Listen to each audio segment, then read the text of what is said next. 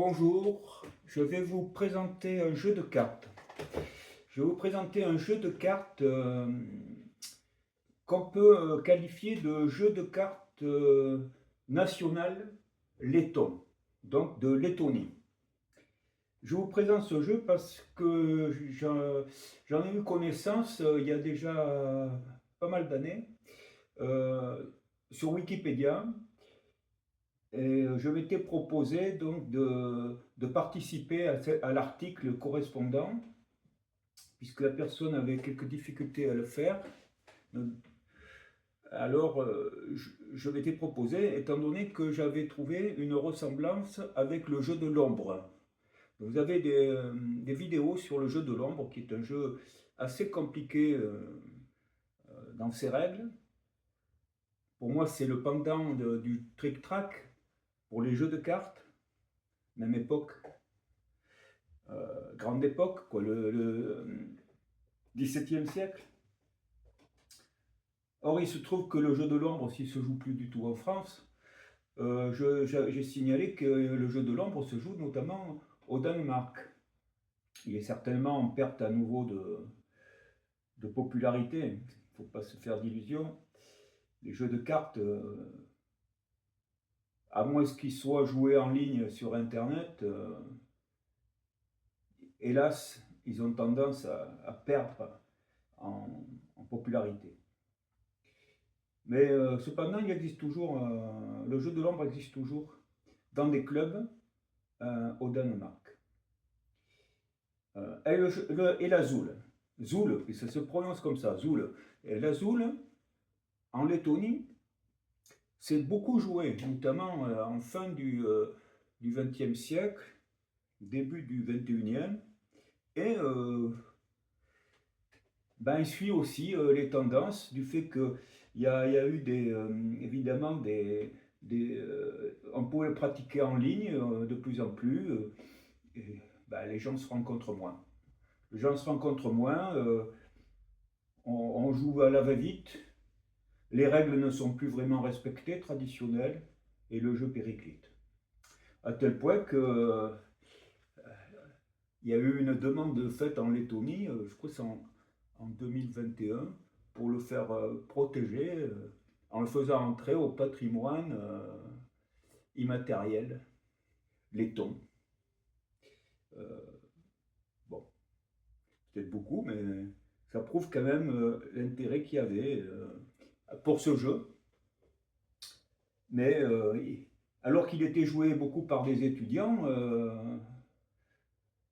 il y a quelques dizaines d'années, à peine, 2 dizaines d'années, pas plus. Aujourd'hui, je peux lire justement dans cette demande que les jeunes et les étudiants, il y en a peu qui savent y jouer actuellement. Enfin voilà, tout ça c'est pour ça, je vous parle du Zoule. Bon, pour sa ressemblance au jeu de l'ombre, ça c'est sûr, mais aussi parce que c'est un jeu euh, qui décline. Et, euh, et ma chaîne, comme mon site, est là pour maintenir aussi les traditions. Quoi, voilà, c'est tout. Tradition, mais pas bêtement. Il faut que ce soit utile, bien entendu. Ce qui est utile, c'est de se rencontrer face à face, ou à trois, ou à quatre, ou plus, et partager vraiment. Alors voilà. Mais bon, les écrans sont très utiles, en tout cas, et Internet aussi, pour pouvoir faire connaître tous ces jeux, et je l'utilise. Alors voilà. Ceci étant dit, je vais vous parler du Zoule. Alors, le Zoule, c'est quoi? C'est un jeu qui se joue essentiellement à 3, comme le jeu de l'ombre.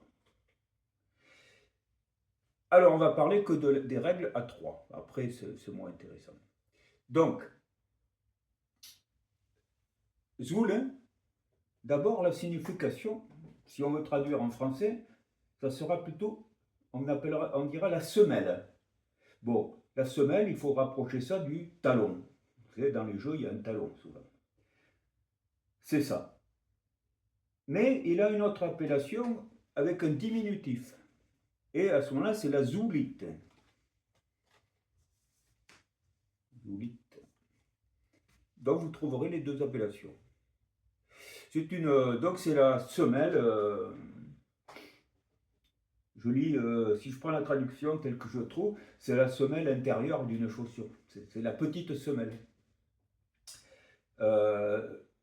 Alors, on va vite comprendre lorsque je vais vous faire part des règles, pourquoi une petite semelle.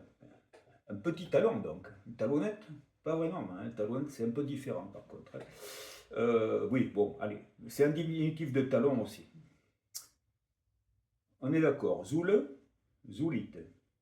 Il y a un accent, hein. Bon, voilà. J'enlève et je vous parle de la règle du jeu. Alors, ce jeu se joue avec un jeu de 32 cartes. Il se joue avec, le voici, le jeu de 32 cartes. Vous allez comprendre pourquoi c'est comme ça. Ce jeu de 32 cartes, vous allez d'abord retirer les 7 et les 8 à noir et cœur. Donc pique, trèfle et cœur. Vous avez donc 3 7 et 3 8. Vous allez donc supprimer 6 cartes, mais pas à carreau, pas à carreau. Donc vous supprimez 6 cartes, les 6 basses du jeu de 32 cartes, et du coup il va vous rester, pour jouer, 26 cartes. C'est une particularité de la zoule. On les enlève. C'est fini. Ici, ce sont les cartes avec lesquelles on va jouer. Alors j'ai déjà séparé. Pourquoi ? Parce que maintenant, pour constituer le jeu, pour comprendre le jeu, il va falloir savoir qu'est-ce qui est atout et qu'est-ce qui ne l'est pas. Au zoule, ou à la zoule, je ne sais pas si on doit dire au féminin, c'est une semelle, pour nous ça serait la zoule, eh bien, les atouts sont fixes. Alors, si je prends le jeu de l'ombre, vous avez par exemple l'as de pique et l'as de trèfle sont toujours atouts, par exemple. Ben là, les atouts sont tous fixes, c'est-à-dire qu'on ne choisira pas l'atout. Il est déterminé une fois pour toutes. Et voilà. Et ça fait beaucoup d'atouts. Alors, comment on fait ? Premièrement, on prend les dames et on prend les valets. Ça rejoint les jeux allemands.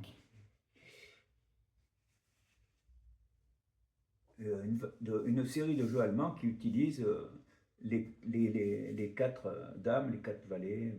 Voilà. Donc, vous voyez. Alors, comment ça marche ? Le plus fort atout, ça sera la dame de trèfle. Parce qu'il va y avoir une hiérarchie pour les dames et les valets en fonction de la couleur. Donc, d'abord, c'est les noirs. Donc, dame de valet, dame de trèfle, dame de pique en premier. Suivi de dame de cœur et dame de carreau. Puis viendront les valets. De la même manière, on aura le valet de trèfle, le valet de pique, le valet de cœur et le valet de carreau. Nous voilà déjà avec 8 atouts. C'est les 8 atouts majeurs.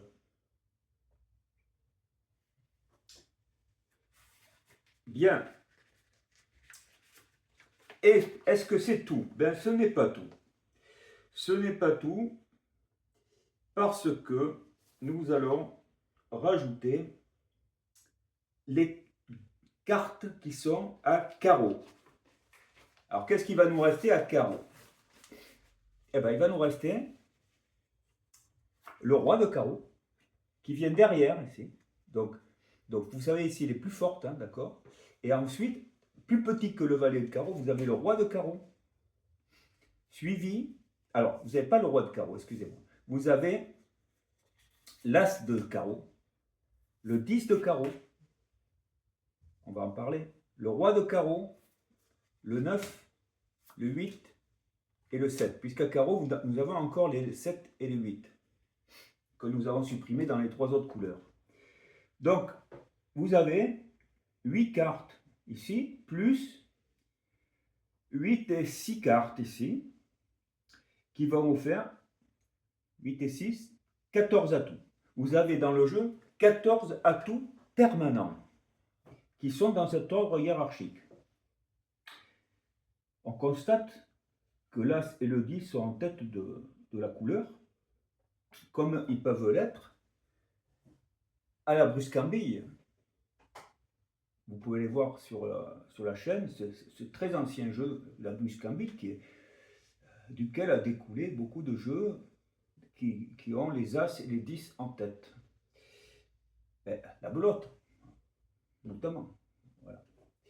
Donc, vous avez cette configuration-là pour les atouts.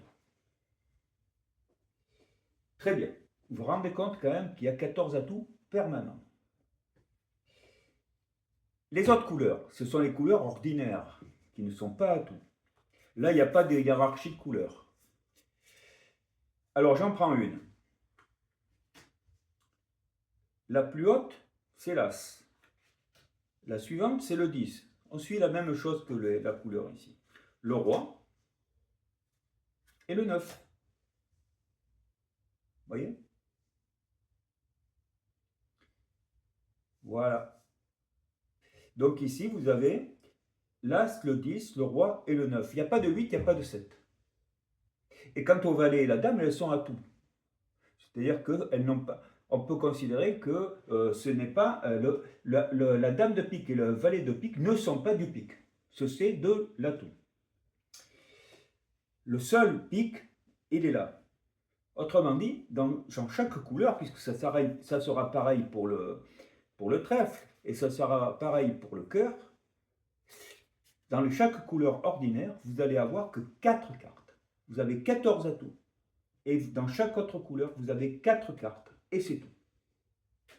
C'est déjà quelque chose d'assez particulier. Il faut le dire. Ça va certainement créer de sacrés calculs pour jouer. Voilà. Alors j'étale pas cela, c'est pareil, hein, d'accord. C'est une carte ordinaire. Et qu'est-ce qu'on peut dire d'autre? Eh bien, on peut dire quelle est la valeur en points de chaque carte. Et alors là, que ce soit un atout ou que ce soit une couleur ordinaire, une carte d'un certain type aura la même valeur. L'As, et vous allez reconnaître pour la belote, hein, mais en fait c'est la Bruscambille aussi, hein, la Bruscambille, Bézigue, qui viendra après, et qui est un descendant de la Bruscambille. Donc, je vous recommande d'aller voir dans les playlists de jeux de cartes, de voir la Bruscambille. C'est un jeu très intéressant et qui est ouvert à beaucoup de monde, mais qui n'est pas si simple que ça pour y gagner. Alors que les règles, elles, sont très permissives. Alors, allons-y. Combien va parce que ça va être un jeu de pli. C'est un jeu de pli comme la belote. C'est-à-dire qu'en fait, ou que la Bruscambille d'ailleurs, c'est un jeu où on va pas s'intéresser à savoir combien on fait de levées, mais combien il y a de points dans les levées, c'est-à-dire dans les levées qu'on a pliées devant soi. C'est un jeu donc qu'on va appeler d'un jeu de pli. Peu importe le nombre de levées, c'est les points qui comptent. Alors, un As, quel que soit l'As, il vaudra 11, le 10 vaudra 10, le roi vaudra 4, la dame vaudra 3, et le 2, et le valet vaudra 2 points.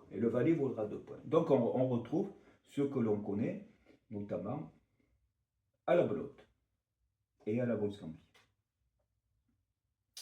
Total du jeu entier, puisque les 7 et les 8 et les 9 ne valent aucun point. Alors à ce moment-là, nous avons 120 points dans le jeu. 120 points dans le jeu. Il faudra donc faire un nombre de points déterminé pour pouvoir gagner. Alors à ce jeu, on va jouer, il y a un joueur, c'est comme au jeu de l'ombre, qui va jouer seul contre les deux autres. Ça sera un contrat. On verra dans une autre vidéo, parce que je ne vais pas vous parler immédiatement des contrats, je vous montrerai ça dans une deuxième vidéo, pour ne pas faire trop long. Je vous parlerai des contrats et comment on marque. Mais sachez que donc il y aura une personne, le grand, on appelle ça, je crois, et contre les petits, et une personne qui va jouer contre les deux autres. Autrement dit, il va y avoir, les points vont se répartir en deux. Ceux du grand, celui qui a le contrat, et la somme des deux autres. C'est-à-dire que pour gagner, il faudra que celui qui a choisi le contrat choisit donc de jouer seul, décider de jouer seul contre les deux autres. Il devra faire 61 points. S'il y a 60-60, c'est les petits qui ont gagné et le grand a perdu. Donc il faudra qu'il fasse 61. Voilà.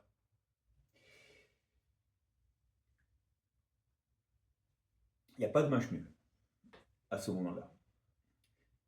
Donc voilà, je vous ai donné déjà ce qu'il faut savoir, en toute première chose, pour pouvoir jouer à la Zoule. Ceci étant dit, je vais continuer quand même à vous présenter le jeu en vous disant, mais qu'est-ce que l'on va faire? Qu'est-ce que l'on va faire? Eh bien, ce qu'on va faire, c'est d'abord distribuer des cartes. Donc, on mélange. Alors, il faudra bien mélanger tout ça, bien entendu. Les 26 cartes. Les 26 cartes. Là, bon, un joueur les mélange.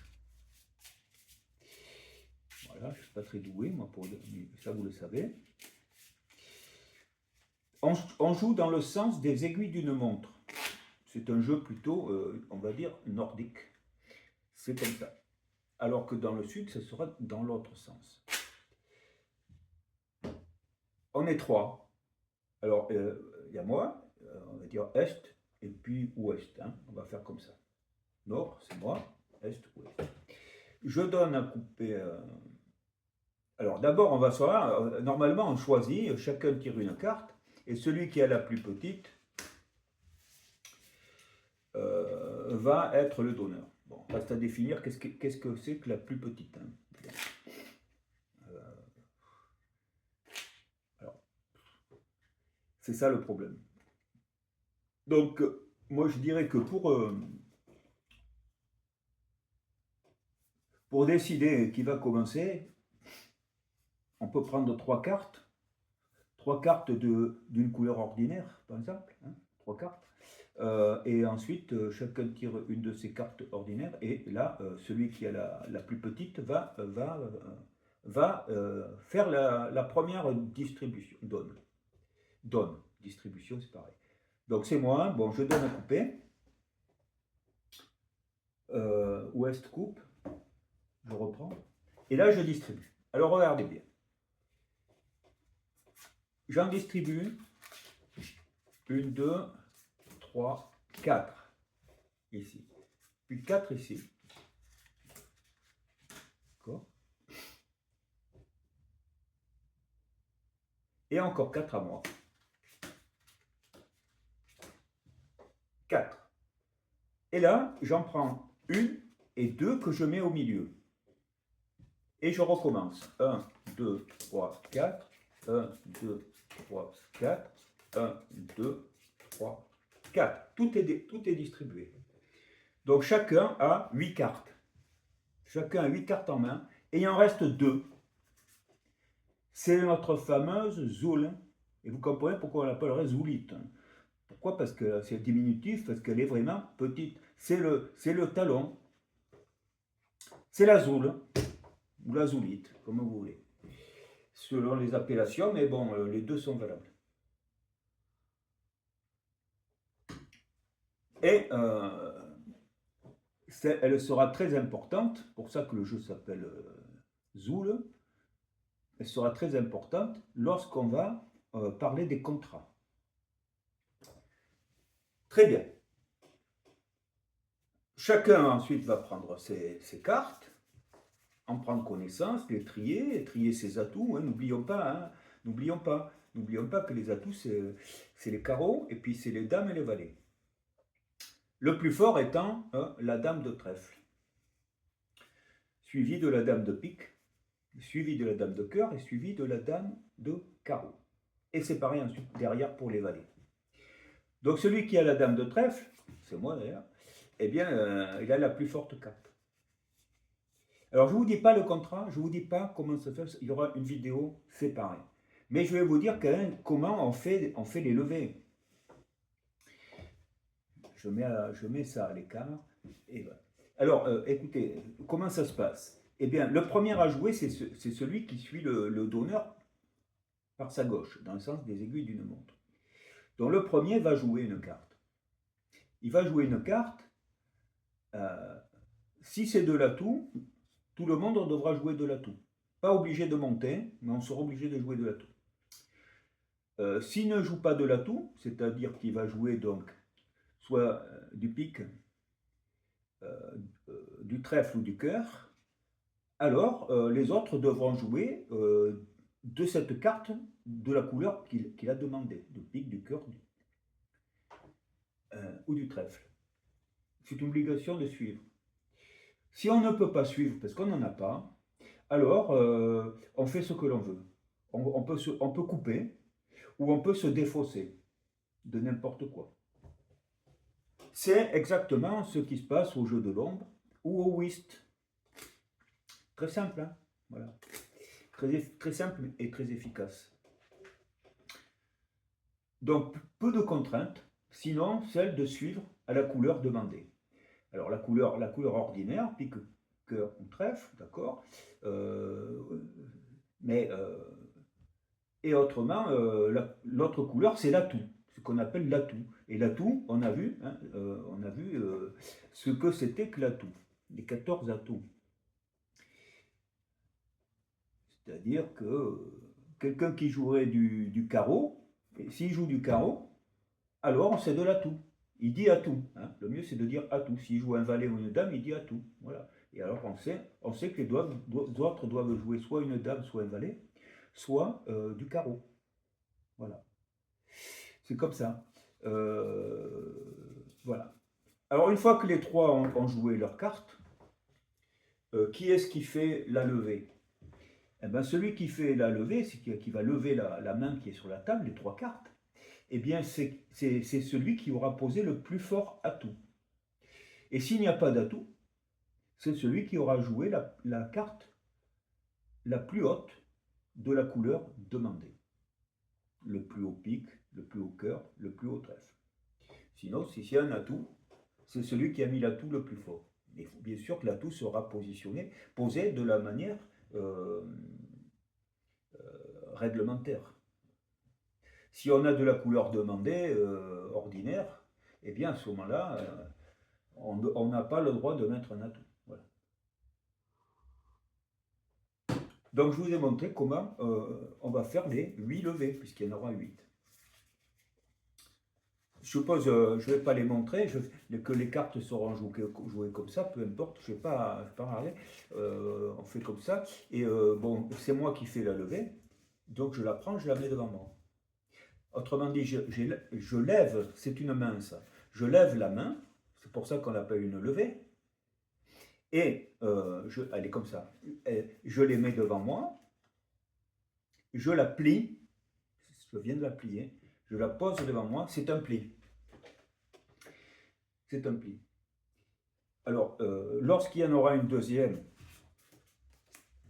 admettons que j'en fais une deuxième, si c'est un jeu de levée, c'est-à-dire que l'important c'est de savoir combien on a levé de main, alors dans le jeu de levée, je vais faire comme ça, pour pouvoir que chacun puisse compter le nombre. Mais si on ne s'intéresse pas au nombre, mais qu'on s'intéresse à ce qu'il y a dedans, pour ça qu'on appellera plutôt ça un jeu de plis, parce qu'en fait, on peut les poser comme ça, l'un sur l'autre, peu importe. Et à la fin, on va compter les points. voyez, si je prends ici, par exemple, il y a 10, 14, 14 et 3, 17, 17 et 3, 20, 20 et 11, 31 et 0. Voilà, je vous ai tout dit. Je vous ai tout dit, donc vous voyez comment cela fonctionne, comment, et à partir de là, maintenant vous savez comment on peut faire pour avoir des points, eh bien, et vous savez quels sont les atouts, quelles sont les couleurs ordinaires, vous avez toute la répartition, eh bien, on va pouvoir attaquer les contrats. Comment cela fonctionne, comment se décider à prendre, on pourrait dire. Voilà. Comment se décider à prendre, c'est-à-dire à être celui qui jouera contre les deux autres, être le grand.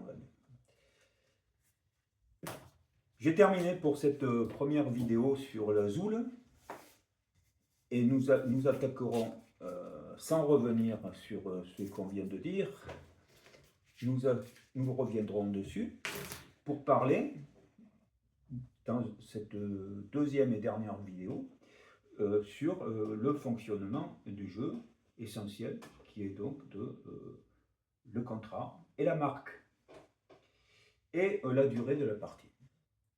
Voilà, j'espère que ça vous a plu et je vous dis à très bientôt pour la suite des règles du jeu de la Zoule ou de la Zoulite. Allez, merci, au revoir.